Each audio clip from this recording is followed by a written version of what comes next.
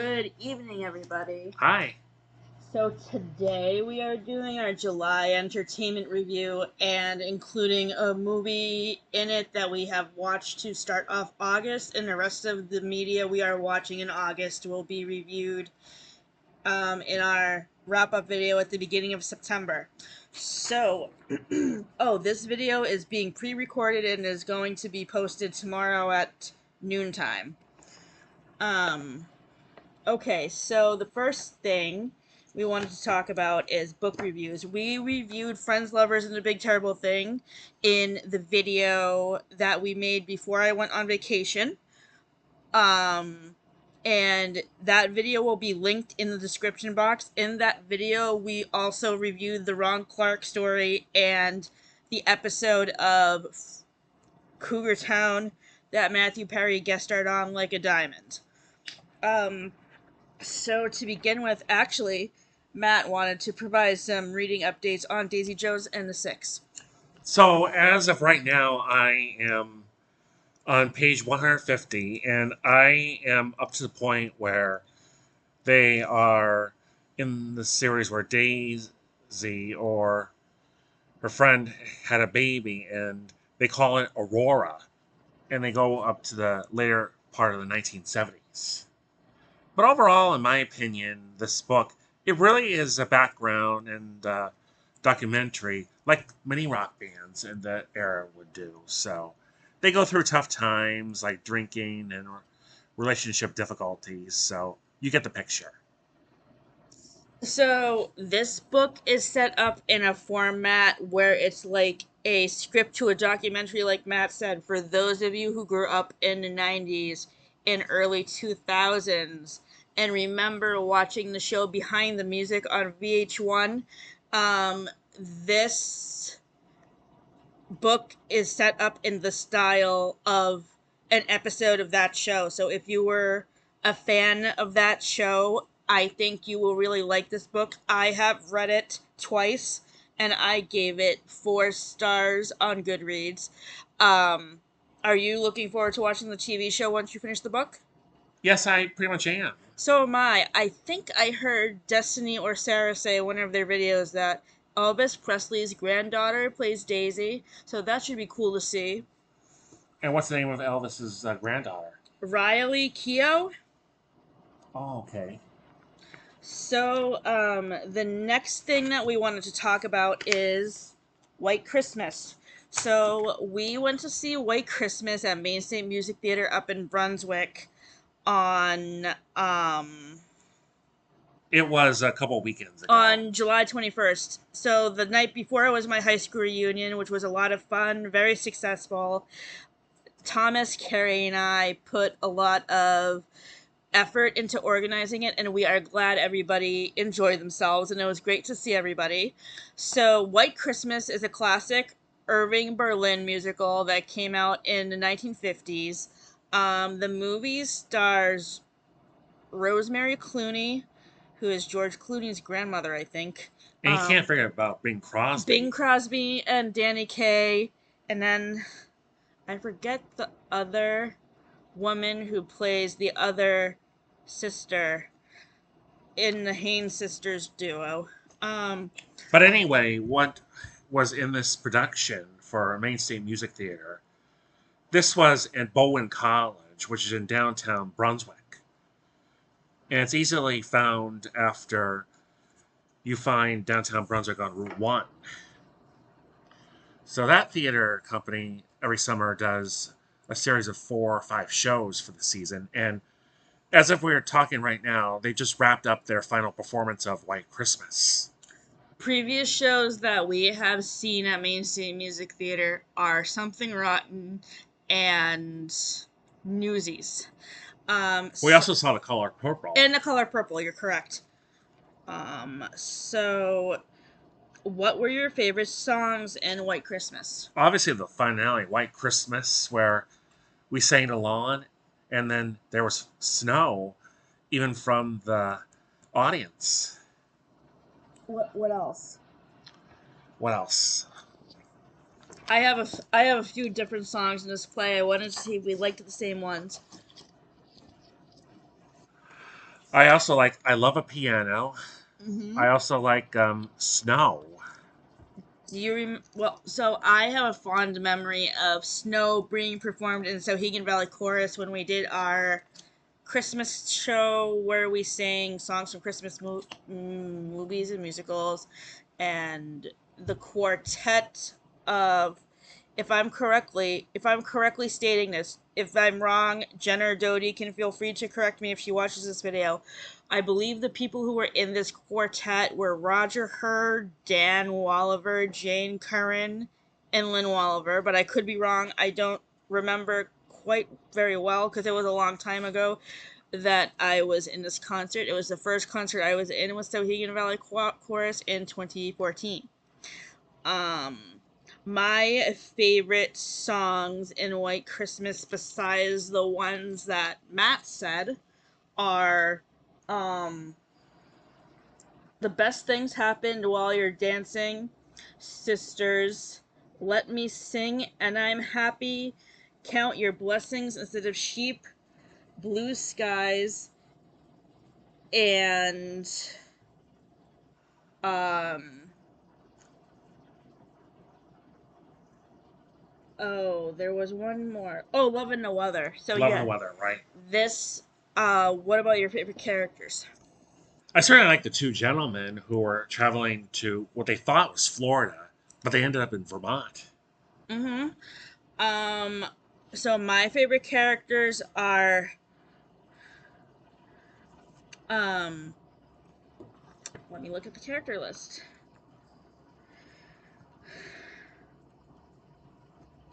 My favorite characters are Bob Wallace, who is played by Will Ray, Phil Davis, who was played by Daniel Plimpton, Betty Haynes, who was played by Carrie Conte, Judy Haynes, who was played by Darian Crago, Martha Watson, who was played by Charis Leo, and Susan Waverly, who was played by Laura Guzman in the production we saw. Susan Waverly was played by 4 different child actors throughout the run of White Christmas. Congratulations to the cast of this amazing show at Main State Music Theater. It was fantastic. We enjoyed it very much. Yes, we certainly did. Okay, so the next movie that we wanted to talk about is Clueless, which we watched before I went on vacation. Clueless came out in 1995, and it stars Alicia Silverstone, the late Brittany Murphy, who passed away in 2008. Or when did she die? I think maybe around that time, 2008. Okay.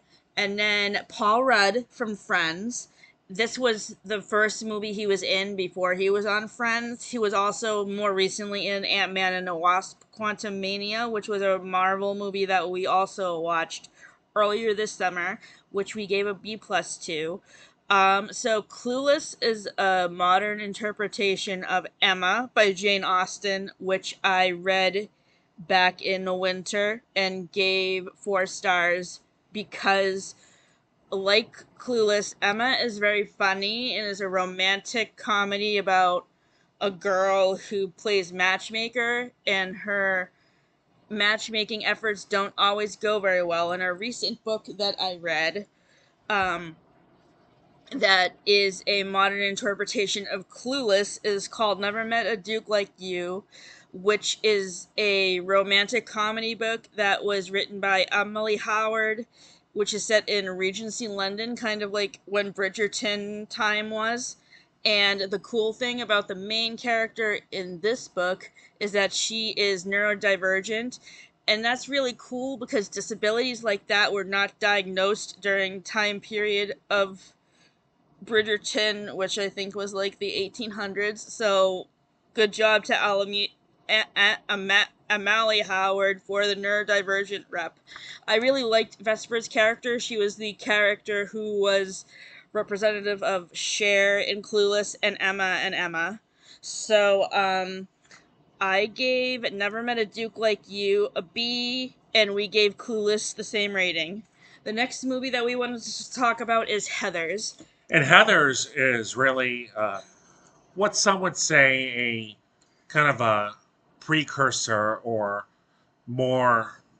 adult version of what is related to Mean Girls.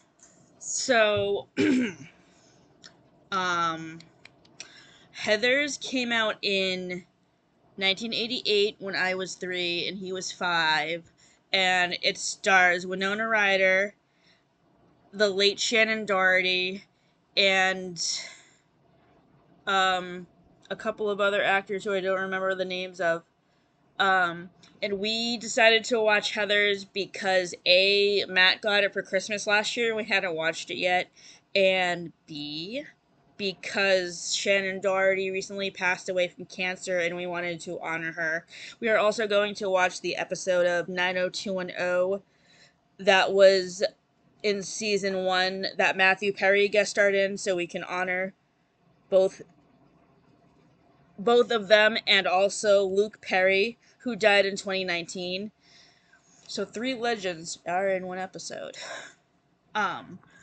So we gave that one a C plus. And how this movie differs from Mean Girls is because it's a lot darker, because like Mean Girls is definitely a more family-centered play, and it definitely focuses on the bullying aspect. Heathers is a lot more darker because basically Winona Ryder's character and Christian Slater's character, he plays the villain, JD. They go on a spree to basically kill all the popular girls because they're really mean to other people, which we didn't like. We thought this movie was too violent, and I don't think we're ever going to watch it again. So we gave Heathers a C minus, and we just finished watching Ruby Gillman, Teenage Kraken, which was a cartoon that came out in I think last summer. Last summer, yeah. It came out around the same time as live action Little Mermaid. And it is both of our opinions that this movie rips off The Little Mermaid and also Luca, and also, what's the third movie again? We thought it was also a ripoff to Turning Red. Right. So overall, we thought it was cute. It's a romantic comedy about a teenage girl who is shy to tell her friends that she's secretly a Kraken, and she basically goes through these changes, and she's also, it's prom season, so she's shy to ask her crush out to the prom, and we don't want to spoil the ending in case you guys want to see it, because the side story about her being shy to ask out the guy she likes to prom is very relatable to stuff I went through in high school. So we gave this movie a C plus and 5.5 stars on IMDb. So now we want to talk about some TV shows. And the first one that I want to bring up is when I saw for the first time in a while an episode of Magnum PI.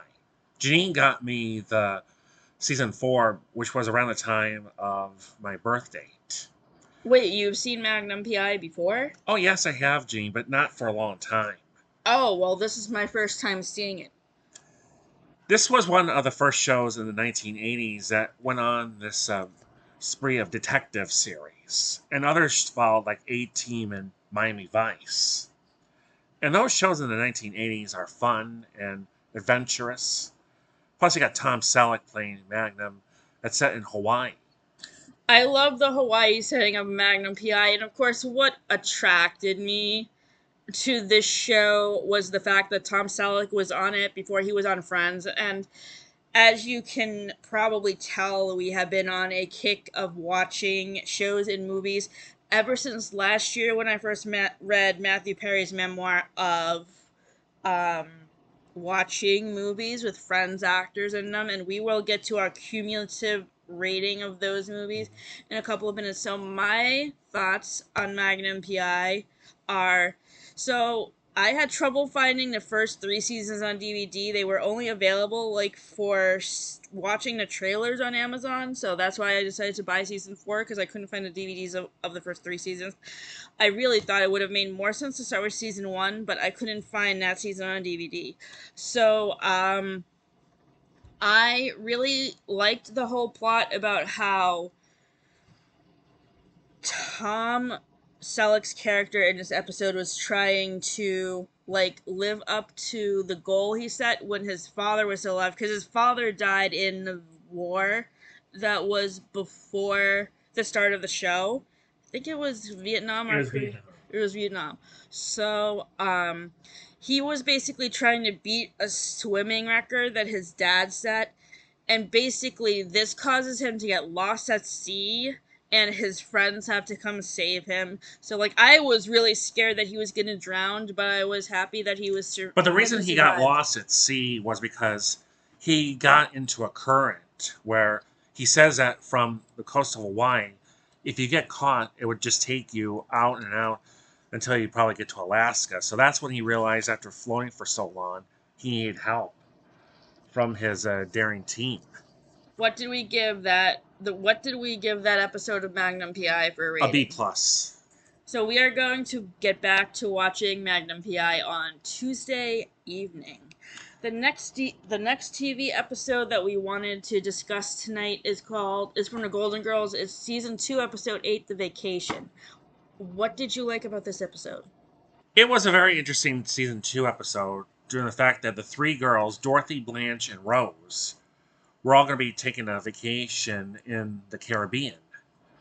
And then Dorothy's mother, Sophia, would be left behind, which can be a little bit hard because you know of Sophia's character, how she has to put up with after a stroke at 80 plus years old. Right. But what actually happens in this episode is the three girls get a dumb room, which really stinks. Right. It has this effect of those old hotel rooms where they have the setting and the magic fingers on the bed where you put a quarter in. Plus, they had hardly any views. So, what's there to do if they get a room that's not what they expect it is? They try to move on as swiftly as possible with their day and try to get a better hotel deal. But then they end up going on a cruise boat at night where they get stranded on an island. And they have to do the kind of rescue thing with a couple of guys who are sharing the hotel room with them before they actually found that they were at a better hotel at the end. Yeah, I love the way that episode ended. I think we gave it a B, right? Yeah, I think we did. I don't have the rating written down on this piece of paper. Okay, so the next thing we're talking about this evening is our Serious Issues in the Media series. For this wrap up video, we are talking about, for our first episode, Adult Education from the Golden Girls. So this is the episode where Blanche is taking college classes and she is having a hard time passing her psychology class, and basically in order to raise her grade, her teacher asks her to sleep with him.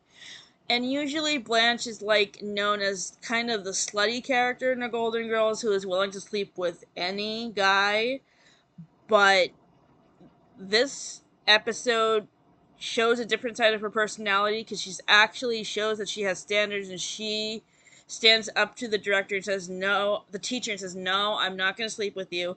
And then when she tries to bring the sexual assault to the dean of students, the dean of students takes the teacher's side, which I hated. I thought the teacher really should have worked harder to get the teacher fired or put him on probation, because um he could have easily taken advantage of other students just like Blanche. And another part of this episode I hated was how, so the side plot of this episode is Dorothy, Rose, and Sophia are trying to get tickets to see Frank Sinatra, and the tickets are sold out. So Dorothy tries to get them from a scalper, but she has such a hard time finding the tickets, and then they don't really end up going to the concert in the end. Because So, that was an illegal offense. well, and then they weren't able to get good tickets anyway. That's right. So, I really think that when Dorothy first found out that the tickets were sold out, she should have just ended it and not decided to get the tickets for a scalper, because what she did was illegal and she could have been arrested. Now we've been through times, Gene and I, where we had ticket plans and they sell out, so we think of something else. I think that's what happened when we were originally going to New York, when we were going to see the show. I think it was called How to Dance in Ohio, but we found out that theater was closing, so our alternate ended up being Kimberly Akimbo. Which was amazing. Um, so what do we give adult education for a rating? I think it was B minus. I forgot to write it down, so that's why I was asking. And now we're going to talk about. Let's do the SpongeBob SquarePants. So this episode of SpongeBob SquarePants that we watched was called Midlife Crustacean, and it was where Mr. Krabs is going through a midlife crisis. We can't really relate to this episode because we're not at the point where we're at a midlife crisis yet. But so basically, to work through his midlife crisis, Mr. Krabs goes on a night on the town with SpongeBob and Patrick, who are a lot younger than him, and they end up committing a panty raid, which is another illegal act. And he ends up breaking into his mom's house and stealing her underwear and getting caught. So actually, I thought that was kind of funny that he ended up getting punished in his childhood bedroom because his mom caught him stealing her underwear. I feel like this wasn't a video that either Wicked Binge or Mysterious Mr. Enter or some other YouTube channel made with controversial SpongeBob episodes that got banned or something. And I can see why this episode would be banned, because it's really not appropriate for little kids to watch, because Nickelodeon is primarily A kid-friendly channel. a kid-friendly channel, and SpongeBob is sort of more an adult-leaning show with some of their jokes, but primarily it's for kids, like most of Nickelodeon shows are. So Well, I can see why right. I can see why this episode would be banned. And there are other cartoons, even on Nickelodeon, that seem like they're very kid-friendly, but then they have the sexual or innuendo in them. I've seen that before with Rugrats. So Yes, with the porn video that Grandpa Lou watches, I remember that episode.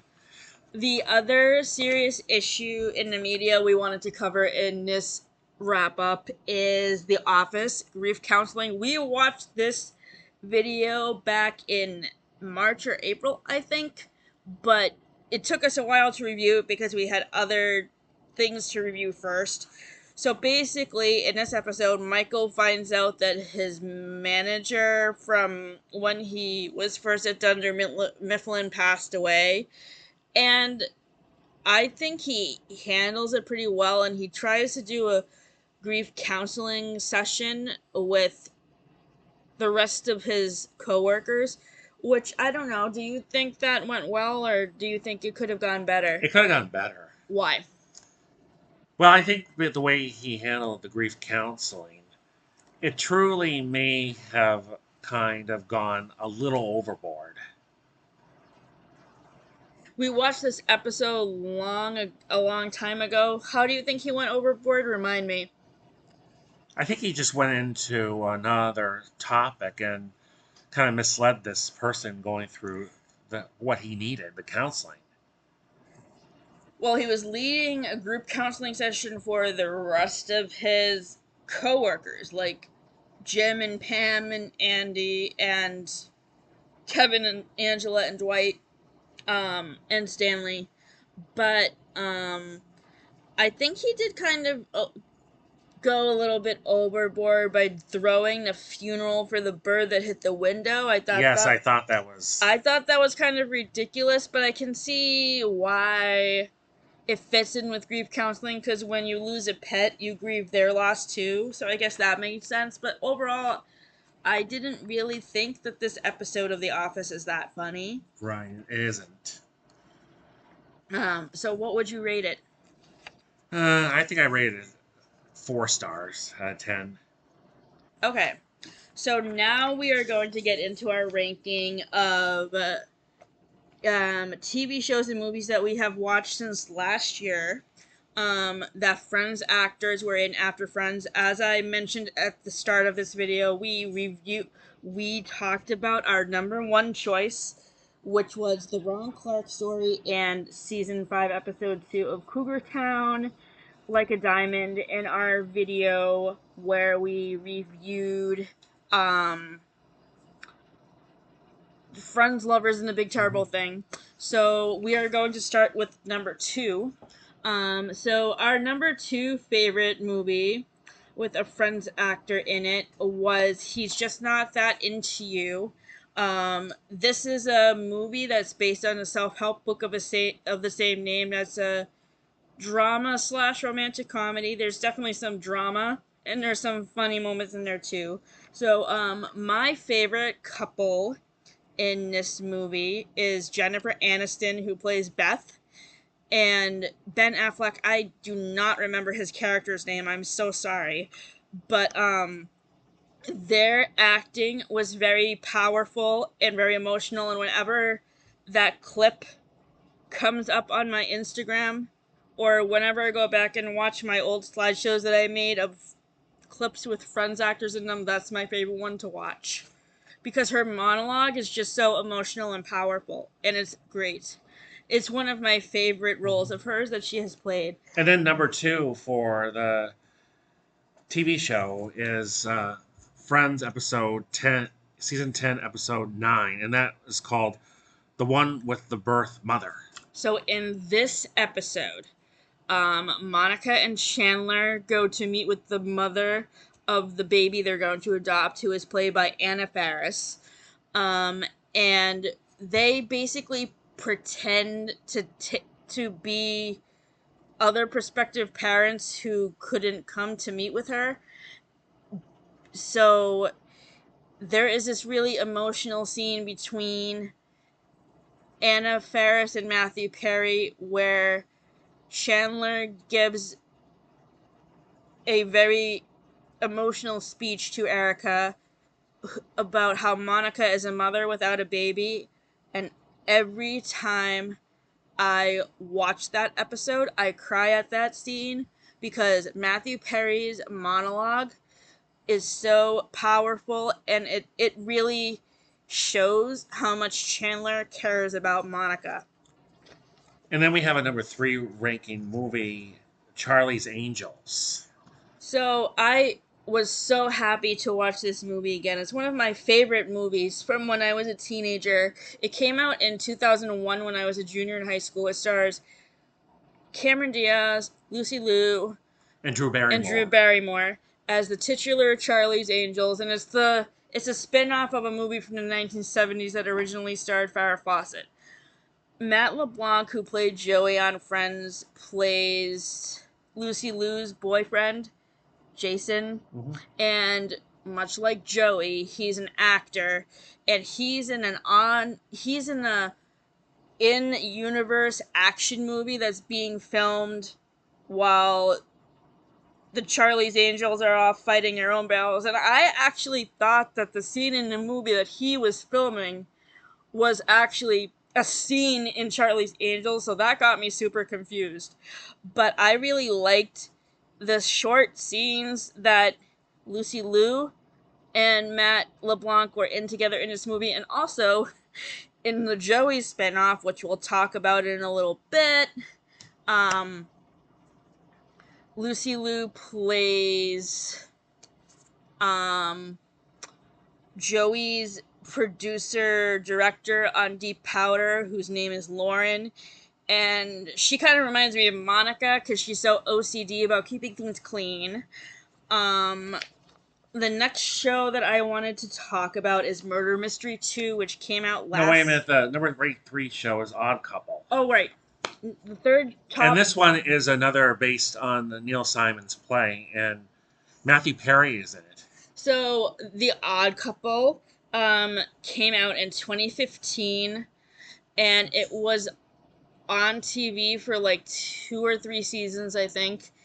And I mean, I had never heard about it until I decided to do more research on other projects that Matthew Perry did after Friends, and I thought that he was amazing as Oscar Madison, and I could relate to his character because I'm a writer. And I think, what has your favorite episode been of The Odd Couple? Maybe the second or third one. Yeah, me too. Those episodes were really good, and like the other familiar actress that's in that show is Yvette Nicole Brown from Drake and Josh and Victorious. So the next movie we wanted to talk about is Murder Mystery 2 with Jennifer Aniston and Adam Sandler. So the thing that I love best about this movie is the chemistry between Adam Sandler and Jennifer Aniston. They are great together in the Murder Mystery 2 movies, the Murder Mystery movies, and also in Just Go With It, which is another movie that we watched. And plus, also, the scenery in Paris really is striking. And we hope all of you are, some point, with your families and have been keeping up with the Olympics in Paris. If you would like to leave a comment below about what your favorite Olympic sport is, feel free to do so. Mine is gymnastics. What about yours? Well, for the Summer Olympics, I think bowling has become a exhibition sport too. But I really enjoy other things like the track and field because I used to do that. Is bowling in this year's Olympics? I didn't think that it was. I think so. They incorporated it like when they did in Seoul in 1988. Oh, I didn't know that. Okay, now going on here, let's do our 4 ranked shows. So the next TV show that we wanted to talk about is the TV show Episodes. This is a show that we started watching earlier last year. We made it to the beginning of season 2 before we had to stop because we were watching other things, and we're going to pick up where we left off at the beginning of November.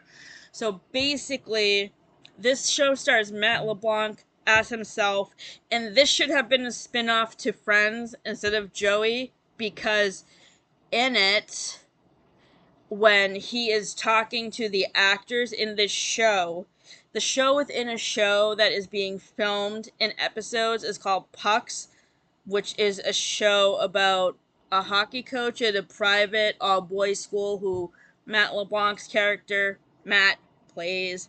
And he actually ends up being caught in the middle between the two directors of the TV show because he sleeps with the wife, Bev, who, personally, she's my least favorite character. I just think she's really snobby and too uptight. The husband character, whose name I can never remember, he's great. And I can't wait to get back to watching episodes and pick up where we left off, because I remember seeing a clip from episodes on Instagram a long time ago that has James Michael Tyler in it, who plays Gunther, and they make they're talking to each other, Matt LeBlanc and James Michael Tyler, and Matt LeBlanc asked James Michael Tyler if he still talks to Jennifer Aniston, and he's like, yeah, I still have her cell. It's really funny. The next show that we wanted to talk about is Ace Ventura. That's a movie, Gene. Number 5. The next movie we wanted to talk about is Ace Ventura, Pet Detective. So this movie came out in the spring of 1994. Shortly before Courtney Cox started with Friends. Right before Friends started. This was the movie that Courtney Cox was in before Friends started. I mean, Courtney Cox was in other things before Friends started, like Family Ties, and she was also in the Bruce Springsteen music video for Dancing in the Dark. So, what we really liked about Ace Ventura: Pet Detective were the scenes where Courtney Cox and Jim Carrey were in together, because they had great on-screen chemistry with each other. And there is a monkey in the bedroom scene where Courtney Cox and Jim Carrey are in bed together that looks strikingly like Marcel, Ross's capuchin monkey from season 1 of Friends that none of the Friends actors liked working with, as stated in Jim Burrows' biography. Yeah. But I did research in the Friends Facebook page I used to be on, and the people I was talking to said that that monkey was not Marcel, but it's a monkey that's the same breed as Marcel, but it's not the same monkey who actually played Marcel. Okay, what's below that, Gene? So the next Friends episode we wanted to talk about is season 6, episode 25. 25. The one with the proposal. So this 2-part episode is about Monica and Chandler getting engaged. It starts off with Monica and Chandler going out for dinner. Monica runs into Richard and realizes she still has feelings for him. But then Richard and Chandler talk man to man, and basically what Richard says to Chandler is that he really needs to go for it and go after her and not be so afraid, because he doesn't want to lose her.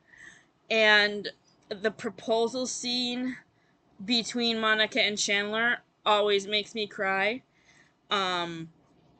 It I watched that episode not long ago and I cried again. Okay, now number 6 here is.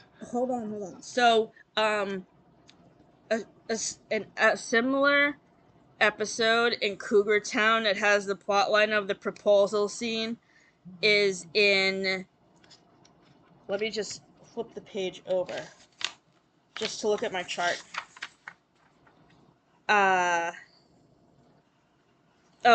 Season 3, episode 15, the finale of season 3, where Grayson and Jules get married.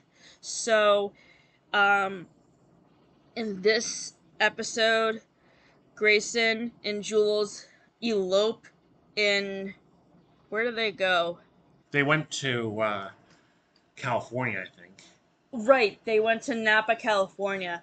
And they basically go to elope to get away from their friends, but they end up following them there anyway. And what I really like about this episode the best is how Jules gets her dad to be the person who officiates the wedding between her and Grayson, because that's basically like the same thing that Monica and Chandler do with Joey.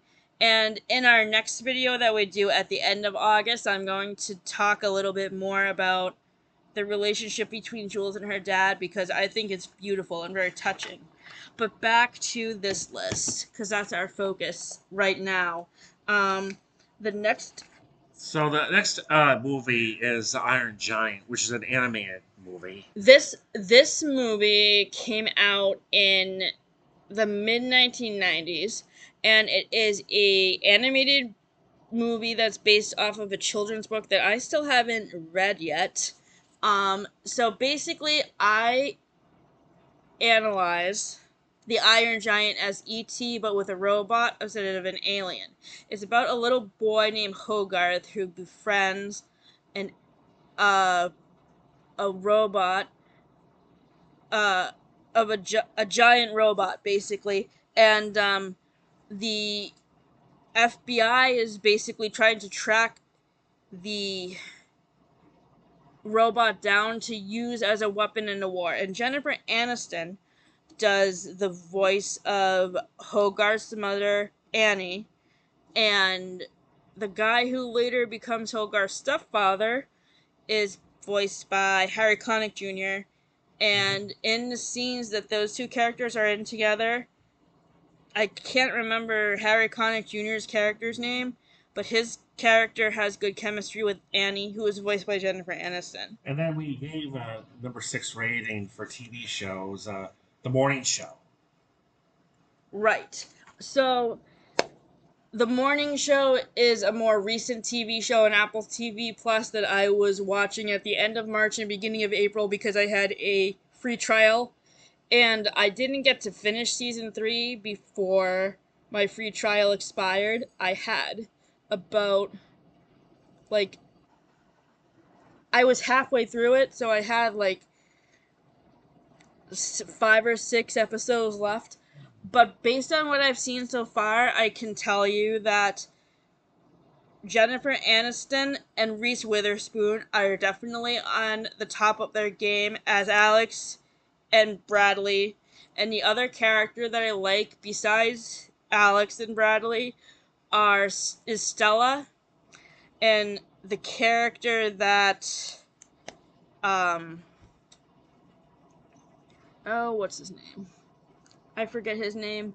I wish I had IMDb open so I could look at his name. Okay, now let's move on, Gene, to number 7 for movies. We have Fools Rush In, and we mentioned this a couple of times about. So yeah, we've talked about Fools Rush In a couple of times before. Like, basically, if you've missed our other videos where we've talked about this, we've talked about how we like the chemistry between Salma Hayek and Matthew Perry, although there are certain scenes where they don't exactly get along. And my favorite personal scene is when he's at the party at Isabel's house and he's holding the baby, and Isabel catches him out of the corner of his eye, and the corner of her eye, and like that just warmed my heart. And like it makes me sad that Matthew Perry never had any kids because um he would have been a really good father. And the other scenes that I like in Fools Rush In are the scenes that he's in with his dad, John Bennett Perry. Plus, the final scene where Salma's character gave labor, realizing that they divorced and they need to be wed again at the end. Yes. So the next TV show that I wanted to talk about is Joey. Joey was the spin-off of Friends that lasted for 2 seasons from 2004 to 2006, and it basically focuses on Joey moving to California to pursue his acting career, and he moves in with his sister Gina and his nephew Michael. Um so this is one of my least favorite TV shows with a Friends actor in it because basically, aside from a couple of episodes that are pretty good, it's mostly rehash plot lines from Friends about Joey's acting career and how he really struggles. But now that he's 10 years older than he was at the beginning of Friends, he's having trouble realizing that he's aging out of roles that he used to be good at and looking for more adult roles. Like, and I feel like the same thing will happen to me if I start auditioning to plays again, because I don't I used to have all these ambitious dream roles, and I'm not sure if I'm going to be able to play them anymore because I'm probably too old. And number 8 we ranked for the movies was Just Go With It. And this one's another Jennifer Aniston, Adam Sandler movie. And do you remember what you liked best about this movie? Well, what I liked best about it was just the fact that they had Brooklyn Decker as part of the family, who Adam Sandler's character seemed like a little bit of a triangle, and yet the whole family went on a vacation to Hawaii. I really love the setting of Hawaii, and there was this scene where they were like performing in some kind of talent show. That was the most funniest scene in the whole movie, I thought, was when they were in the talent show. Right. The next TV show that we have listed here is Cougar Town. your favorite episode of Cougar Town. Mm-hmm. Season 2, Episode 1, All Mixed Up. Why did you like this episode? I just thought All Mixed Up had the proper amount of chemistry and really should have defined more about the whole series itself. What did you like the best about Jennifer Aniston's guest star appearance as Jules' counselor Glenn? I thought Jennifer Aniston really provided a good way of her chemistry and how to get back along with Courtney Cox. So I might as well just say this now because it's gonna be so I don't have to mention it in the video that we're gonna make at the end of the month. So I really thought that Glenn, who was played by Jennifer Aniston, and Lynn, who was played by Nicole Sullivan, were not really professional therapists for Jules to have, and that she could have really done a lot better with finding Exactly. better fits for herself. Okay, the next movie that we wanted to talk about is Three Men and a Baby. This was the one that was earlier than Friends. So this movie came out in 1987, and it starred Tom Selleck and Steve Guttenberg, and there was one more actor who I can't remember his name. I would have to look it up again. I wish I had my phone next to me, but I don't have it. It's charging. So basically, this movie is about the getting a baby to look after, but not having the chemistry to have the proper care. So what happens in this movie is that the wife of one of the three guys, I can't remember which character is the father. She basically abandons the baby daughter because she doesn't want to take care of it, and she leaves it with her husband, her ex-husband, and his two friends, one of which is played by Tom Selleck, and the other Ted Danson, his name, the guy from Cheers, Ted Danson, he's the other actor. So Ted Danson's character is the father of the baby. Do you remember the baby's name? Not really. I don't either. So yeah, this movie was really funny. There's a lot of comedy based around the three guys trying to raise the baby, and I would have loved to see a second movie with these actors about like if they still stayed in touch with the daughter once, because I think if I remember correctly at the end of the movie, the mother takes the baby back so she can take care of it finally. And I would have loved to see like if the child got a little older and she still kept in touch with her father and her uncles. Because so this movie reminds me of Full House, because in the earlier seasons of Full House, as you know, Danny's wife Pam dies in a car crash, so Jesse and Joey move in to help Danny raise DJ, Stephanie, and Michelle.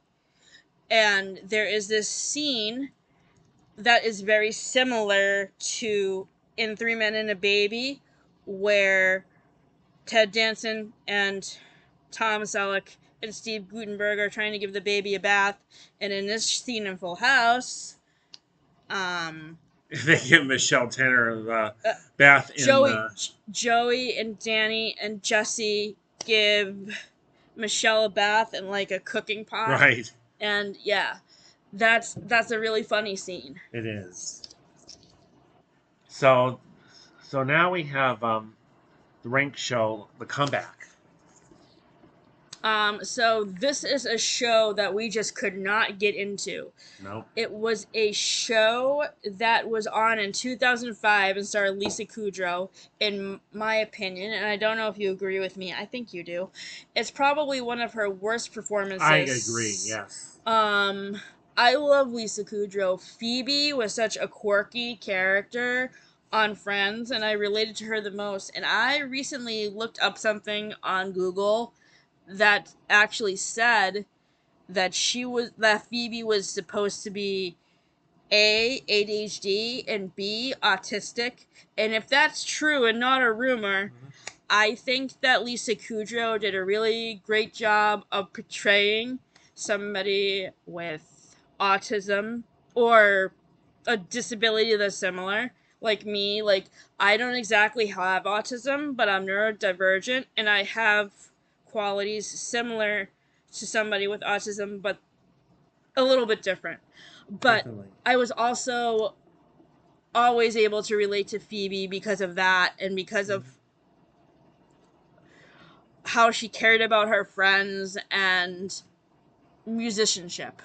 Um, but her character in A Comeback is just awful. She's rude. She swears too much. She's so this this is another TV show that's about a show within a show. Mhm. In a show within a show, in this movie, like in with Joey with Deep Powder and in episodes with Pucks, is called Room and Board, and it's about three college girls who move in to a boarding house, and the Lisa Kudrow's character is basically the person who owns the boarding house, and her character's name is Sassy. And yeah, I can't really see what the appeal was at all for this show and why people liked it. Yeah, I can't picture that either. So this show first aired in 2005. And you can tell it was really bad because usually when a show is good, the second season airs right away. But with The Comeback, I don't know if Lisa Kudrow was really busy in between making other movies or whatever. But the second season of The Comeback did not air until 2014, which was like 9 years later. So yeah, I would not recommend The Comeback. It Okay, was awful. okay, Gene. We have one more TV show and movie to rank. The final movie in our ranking is The Whole 9 Yards with Matthew Perry and Bruce Willis. So we originally gave this movie a B plus when we first ranked it, but after we watched it a second time, we downgraded our ranking, and the reason for our choice was because I laughed the first time I saw the movie, but the second time I watched it, I realized that it was really not funny because the whole time Bruce Willis's character and Matthew Perry's character's ex-wife are trying to kill him. They're basically in a murder for hire plot against him. So Matthew Perry's character, Oz, who's like the sweetest guy, he ends up falling in love with the ex-wife of Bruce Willis's character. And I like the relationship that they form, and I would have loved if I had watched this movie when it first came out. I kind of wish they would have made a sequel that would have focused on their relationship instead of the sequel that we got, which was The Whole 10 Yards, which was not funny at all and too violent. Right. And the final movie we're going to talk about TV show will be the rank show, People versus O.J. Simpson. So this movie was a drama documentary series that was about the O.J. Simpson trial, and David Schwimmer, who played Ross on Friends, played Robert Kardashian, who you may or may not know is the first husband of Kris Jenner, who is the mother of all the Kardashian siblings. The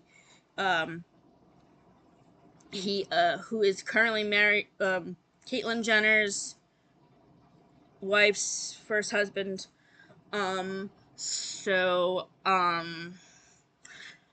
yeah, we loved David Schwimmer's performance as Robert Kardashian. We thought he was good in his first dramatic role because the other movies that we have seen him in is his voice work in the Madagascar films, which he was really good in as Melman the Giraffe. So it was good to see him in a dramatic role as opposed to Ross or Melman the Giraffe. But this show was just too slow paced for us, and it was sort of boring, and like we couldn't really get into it because it was like rehashing all of the news footage from the Homer Simpson, O.J. Simpson trial, which was in the late 90s. This happened in 1996. Was it 1996? Somewhere around there. Yeah. So, and how old were you when the O.J. Simpson? I think I was about 11 or 12. Yeah, and I was about 9 or 10. So, I just thought it was boring, and that's not something I would ever want to rent again. So our next entertainment wrap up video will be out on September 1st, and we will be doing a separate supplementary content video where we wrap up Cougar Town, which will be out prior to the entertainment wrap up. So that video will be out on August 25th. Mm-hmm. So stay tuned for those videos and have a Have a good rest of the weekend. Have a great rest of the weekend. Bye.